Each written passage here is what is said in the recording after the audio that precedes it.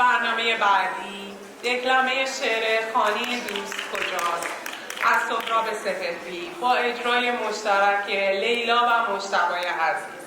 And now it's time for our next performance, a poetry reading of Various Different House, performed by our lovely Mujtaba and Leila. Let's give them a warm welcome to the stage.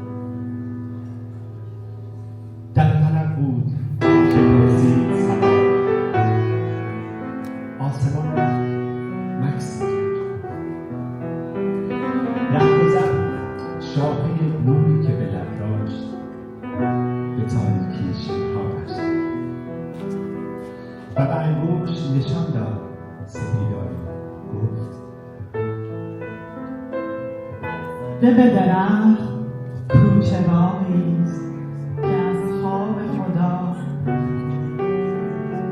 سبزتر است و در آن عشق به اندازه پرهای صداقت آویست. میروی تا ته آن کوچه که از پشت بلور سر به در میآرد، پس به سمت گل تنهایی میپیچی.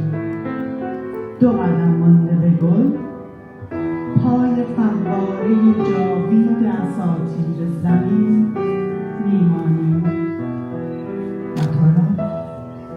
و تو را ترسی شفاف فرا میگیرد. در صمیمیت سیال فضا خشخشی میشنوی. کودکی میبینی رفته از تاج بلندی بالا، جوجه بردارد از ناله نور و از او میپرسی خانه دوست کجاست؟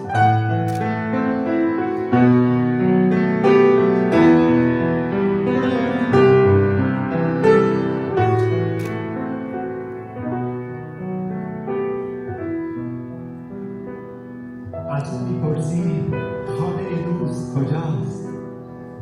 من دلم میخواهم خانه ای داشته باشم پر دوست، کنج هر دیوارش دوستهای بنشینند آنها، گل بگو گل بشین. هر کسی میخواهد وارد خانه پر عشق و صفایم گردد، یک سبب بوی گل سرخ به من می‌دهد. شرط وارد گشتن شستشوی دلهاست، شرط آن داشتن یک دل بی‌رنگ و ریاست. بردرش برگ گلی می‌کوبم، روی آن با قلم سبز بهار می‌نویسم ای یار. خانه ما، خانه ایران اینجاست. تا که سهراب نپرسد